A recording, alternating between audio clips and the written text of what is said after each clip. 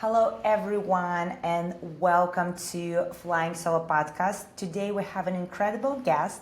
She's the founder of Moshika Beauty, a brand that started with Flying Solo some time ago, and now she's up to incredible things. So she'll talk about them, and she also will talk about the journey of her brand and where she's currently at. Kate, welcome. Thank you so much for having me, Elizabeth. I'm so excited to be here. Well, tell us more about Moshika Beauty. Tell us how it came about. Where did you start, and where you at currently? Yeah, so I am super excited when your team reach out because as you know, flying solo is part of us since the beginning, since day one. When we first launched the brand, before even rebranding to where we are today, Flying Solo was one of the retailer that we decided to onboard with and carry our product in the store. So you guys have been with us since day one. At that time, I recently left medical school to pursue my career in beauty full time. So just a little background about me. Before I went to medical school, I started a makeup tutorial video because I have a gap year and I wanted to do something that I've been wanting to do, but with medicine, you just don't have enough time. So that was the great opportunity. I got accepted. I just wait to go back into school. So I decided to create an Instagram, a social media, and start sharing my makeup tips and just my personal techniques I use in beauty, not really with the focus to become an influencer or anything, but just to genuinely share what I love with the beauty product I purchase myself and use every day. And fortunately, it has been a hit for everyone. They found it useful for the tips and all the recommendation. And soon enough, my video started going viral, and I was reached out by a bunch of major beauty brands, which mean a lot to me for someone who didn't come from a background that I can just afford any type of makeup. So every time I purchase a makeup, it's my personal saving. My parents were never be supportive of me buying makeup.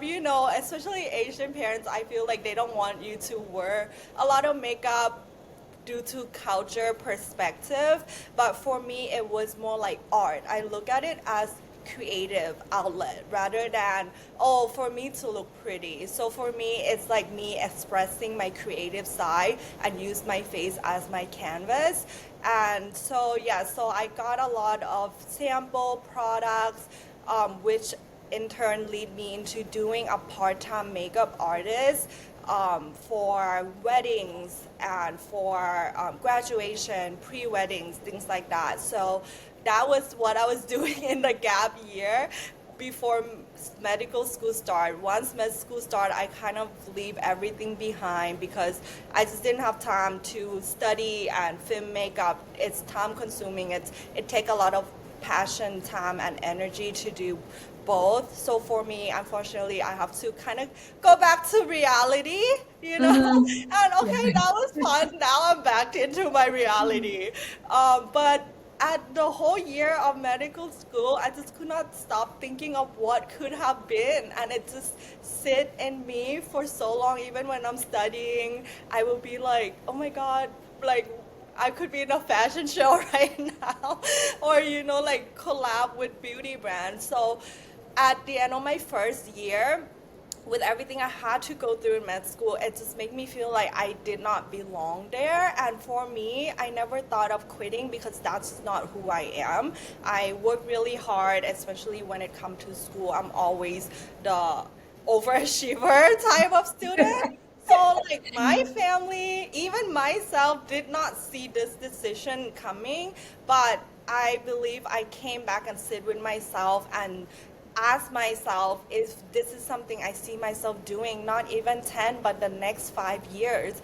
And the answer was no. I wasn't happy. I was miserable, and I was losing who I am in the process. So that was one of the turning point of my life and the decision I had to make, breaking my family hearts because they truly, truly want me to be in medicine. But I know that at the end of the day, they want what make me happy, and that was my choice. So I decided to make a really hard, difficult decision to leave med school and pursue full-time in beauty industry. And so after that, I became full-time beauty influencer, blogger. I worked with brand partnerships, and it was so fun. It was such a journey and definitely fulfilling for me.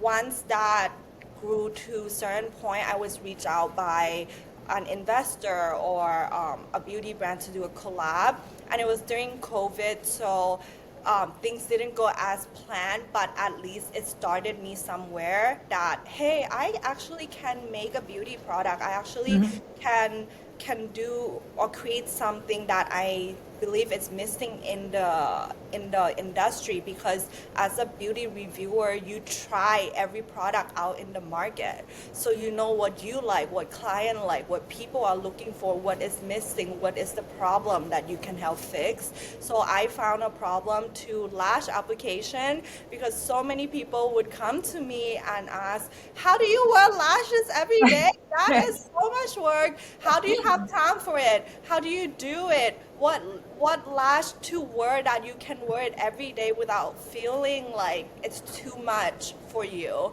So I feel like because that is just something I wear every day, I feel so comfortable to launch the product that not only fix my problem, but it's something I use daily base, and it's something that also other women are struggling with. So that's how we came about with Moshika Beauty, with the innovative, clean, and cruelty-free value in all our products. Because for me, it's about not minimizing the routine, but make it easy, make it effortless, but also clean and safe because of my background in medicine. Amazing. So, how was the process creating that clean products? Were you working with scientists? Were you trying everything on yourself? So, how did you come up with the formula? Yeah, so that is a really good question, because for me, when I first launched the brand, it was a collaboration. It wasn't me independently doing it. So I was very limited when it comes to developing the product or the production side of it. Once I took my brand independently, I was able to be more involved on what ingredient I want and what ingredient I don't want. But it does take longer because I'm such a perfectionist. So it took me 6 months to find the right manufacturer, 6 months to try the product. So the process alone was just 1 year, not including like packaging, designing, which we also do everything in-house. Like, I love art, so I hand draw. I still Oh, remember wow. at my full-time job, I was like hand drawing at lunch and then screenshot it, and then send it to my graphic designer to turn it into a 3D printing. So every process was very personal to me. And I love that. I feel like it wasn't just a brand or just a product, it's building something that sustainable for like me, for the brand, for people around me. It's not just like a fast fashion, but or fast beauty. It's something that meaningful, meant to stay, and meant to be high quality and high graded. Amazing. Did you always feel like you want to be entrepreneur? Like, was it always within you, or were you thinking that you will have a career in another company? Like, how did you feel about it? I wish my answer was yes, because I feel like every entrepreneur, they said, yes, I knew I wanted to be one. But for me, no, I never knew I was going to have my own business. But looking back, it makes sense, because my parents, my dad, he's a business owner himself. So I feel like that's where I kind of pick up the way he think, the mindset. And my mom, she's very nerdy, 9 to 5, climbing the corporate ladder, and just very very strict and my dad is the one that's like freedom, business, do whatever he wants. So I feel like I'm in between, but I love that I get to see both sides of lifestyle. So looking back, I would so my parents, both of them works a lot, so I would be home with my nanny. So my nanny would say, what do you want to play? And I said, oh, I want to play a market, like a store, like let's do a store and you be my customer and I sell to you, the little cashier toy. So my mom would get me that, and then we would sell grocery, and then she would buy stuff for me, and that was what I love. And I told my mom, or when you go to the school and they ask the kids what do you want to be when you grow up? Mine was I wanted to be a cashier. Because I love money that much. Because I love money, I love making money, and I love talking to people Yeah. and be customer service Mm-hmm. type of personality. So I enjoyed it, and I think Mm-hmm. that's where my entrepreneurial side came into play, is me love being a cashier.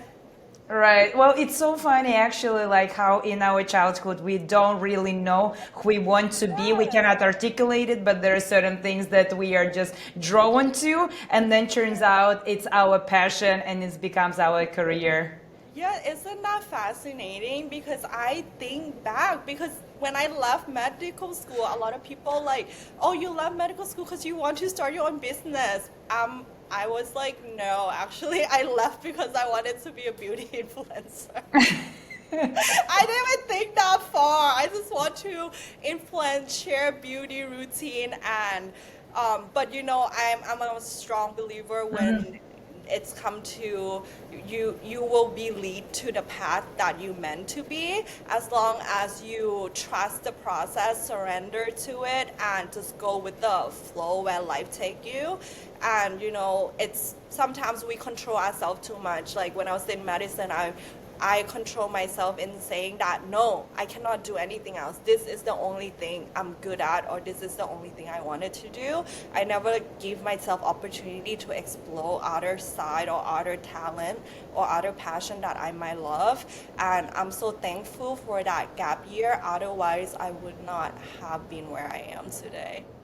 I understood. Well, take me back to that time when you did a collaboration with another brand and then choose to go on your own. So, what was your thinking process?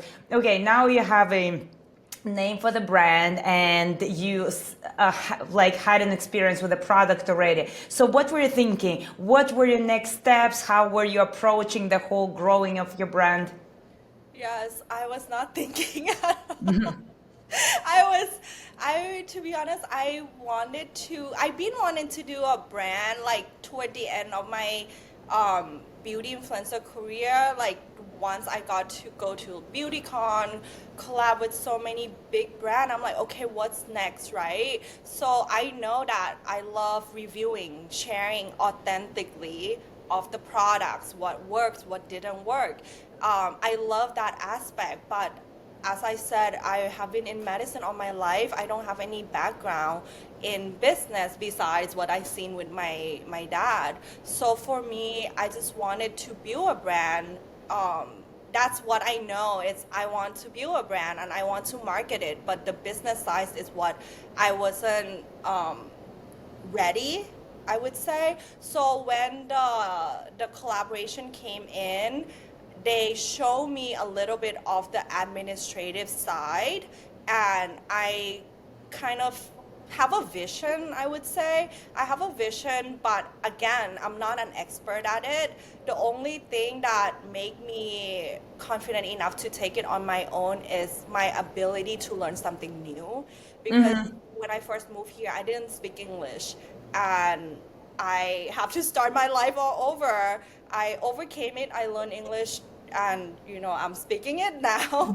And when I got into medicine, to me medicine is another language. To be honest, my family didn't even think I was going to get into medical school because I was struggling with school so much when I was learning English. And I overcame that and my next path of life was getting into medical school. That was a whole another language for me to learn to, and I was able to accomplish it because I was strongly passionate to learn and open to learn about it. So that's applied to medical school, but when it comes to business, it's also another thing to learn. So for me, I believe that my ability to learn something new and pick it up, and my ability to be committed and consistent with it will help me succeed in the project. So that's when I decided to took everything on.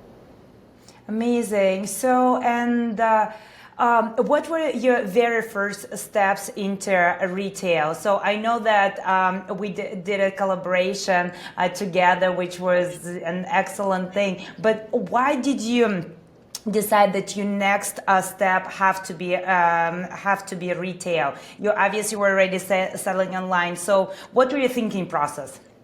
Yeah, so at the time, I believe we were getting out of COVID. So, a lot of retail and online selling changed so much during COVID because nobody can go outside and a lot of people were buying online. So by the time I launched my independent line where I'm independently holding and creating the brand, I was at toward the end of COVID, and I believe that was the time that people miss going to store. And with beauty, it's so hard. I feel like at the time we didn't have the application where we can just like put our face and then it shows what the color look like on your skin. Everything needed to be tried on, and right when you buy new blush, when you buy new foundation or lipstick, you want to see how it looks on you. So I feel like at that time everyone missed going out in store, missed touching the product, trying it out before purchasing. I know other thing could be bought online, but I feel like for women, we love to try. We want to go walk around, buy things we don't need, especially when it comes to makeup. So that's when I decided I want to go into retail, but our brand was so new, so we didn't have the reputation or the sale to back us up to get into a really big retailer at the time. And when Flying Solo reached out, because you guys found us as an indie clean beauty brand, it was such a great opportunity, and I'm so grateful that you allow small brands to have the opportunity to grow, because if it wasn't because of you, I feel like that's also play a huge part of how we get to where we are today. Otherwise, we wouldn't have portfolio of being in store, being in retail, especially in New York, right? So you guys have such a great location, a great team that provide PR, helping with social media, creating content. Even when I didn't live in New York, I haven't been to the store. You guys were able to create content, send for me, or help me post content on social media. So I believe that play a huge role on getting into our first retail and also getting brand awareness. Well, thank you for this for all those words. Yes, we are exactly that, and we are very happy to be a launchpad for young brands. And we always proud of achievement like yours when brands go into the big world after us and achieved so many things. But do you think it's like so funny that?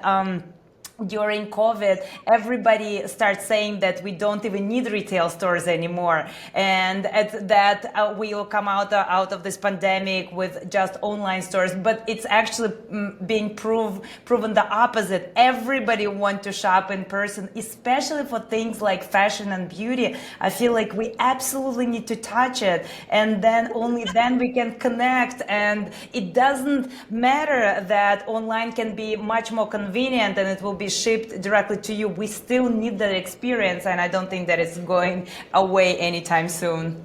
No, and it's personal, that's why they have personal shopper, right? Like they have a personal shopper in the store because you need to see if it looks good on you. And I think it's just the connection that we make, like for certain texture on the product, certain people love certain things on the texture. I think as a woman, we are more detail oriented when it comes to purchasing clothing or especially makeup. I feel like, yes, there could be so many technology that support buying makeup online, but me personally, I feel like I always have to go back to store and exchange because the color wasn't right with the picture and with my skin tone.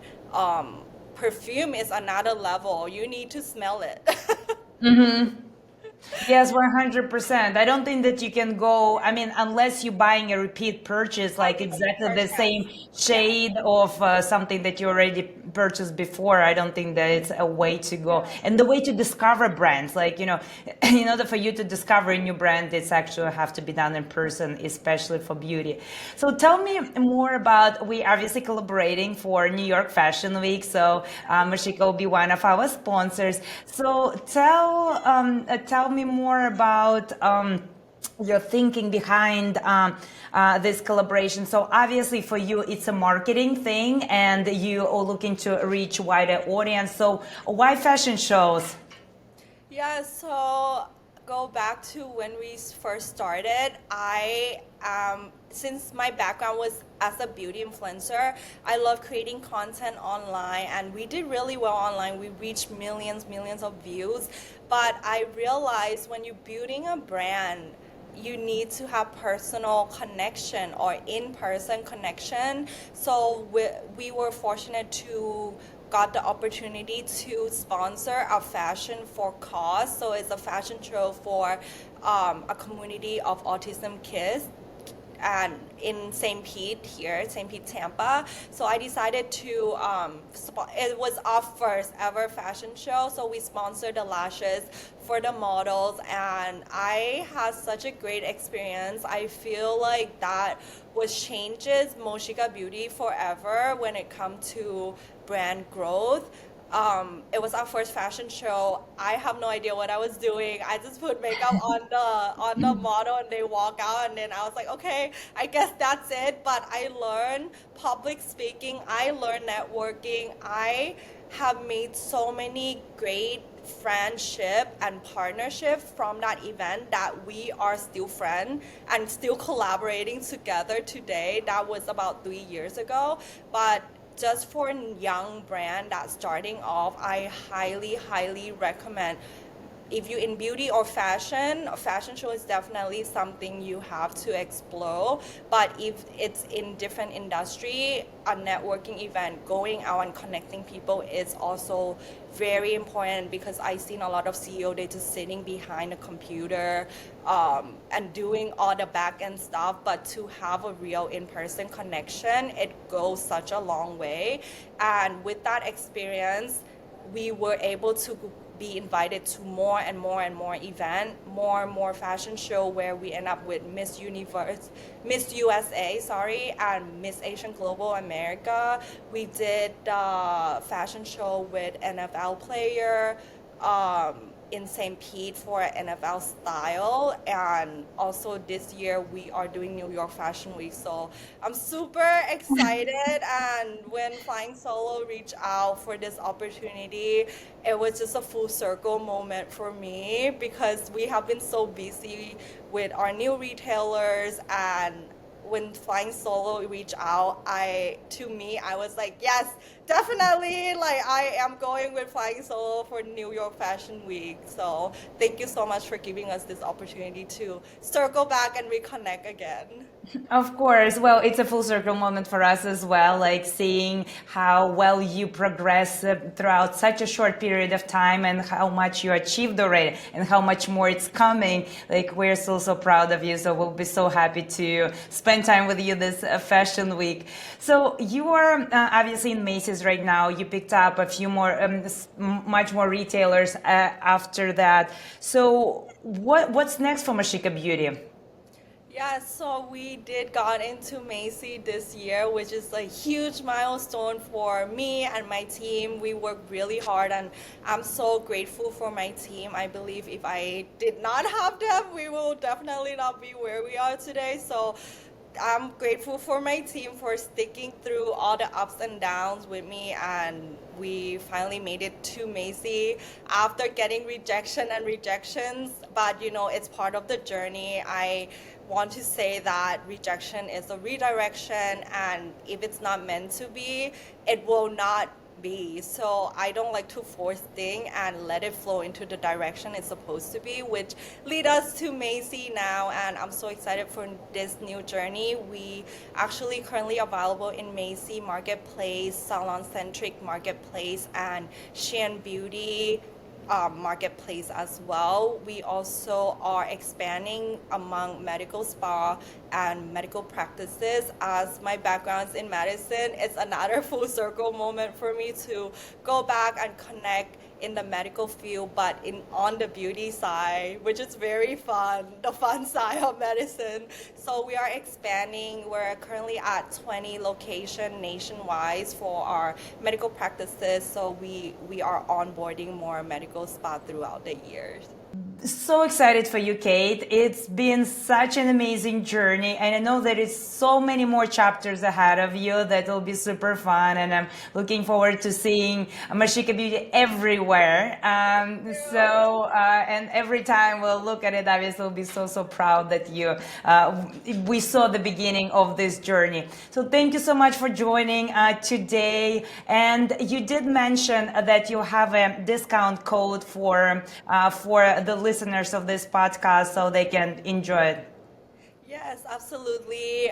So for Flying Solo audiences, you guys can check us out, moshikabeauty.com.